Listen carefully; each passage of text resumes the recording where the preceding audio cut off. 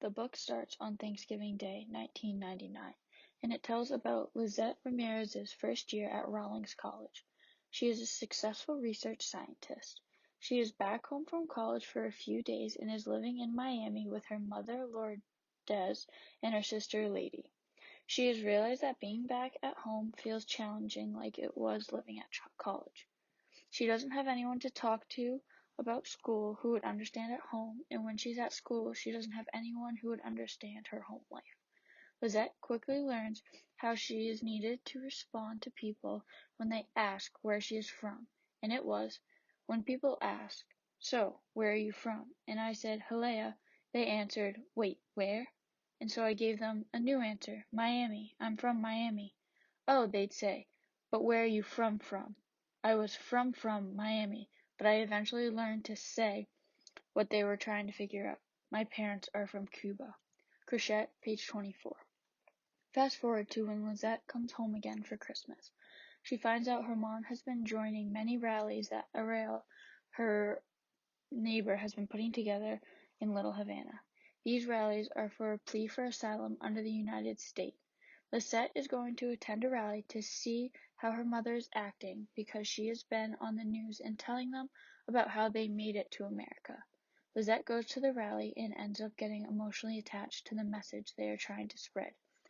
When she went back to school, Jillian, her roommate, was making comments and asking questions about the rallies and how Ariel is going to be deported back to Cuba, where his father is from.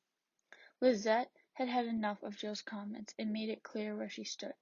"You're too connected to the whole thing. I'm just saying that.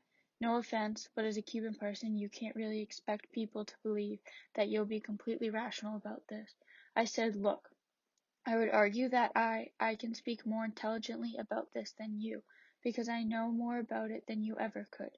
Couchette, page 176. During the rallies and deporting Ariel, Lizette sees her mother change, and she feels that her and her sister have been replaced by Cardelius, who lives with Ariel. At school, she was offered an internship in Santa Barbara with her favorite professor, Professor Kaufman. She turns him down at first and says she needs to be there for her family during the summer. Once she goes home and realizes that her family has changed and she doesn't feel needed, she calls him and asks if the internship is still available. It is. She is on a flight the next day. After Santa Barbara, she applied for a job and got it. My parents each approved of the move for the wrong reasons. See, you didn't need more school to find a good job. But that could change if my work took me to a certain Caribbean island. I already know what each would say should I ever have to tell them about an upcoming research trip to Cuba. Couchette, page 747. After a few years, she is hoping to receive that offer to go to Cuba and study their coral reefs.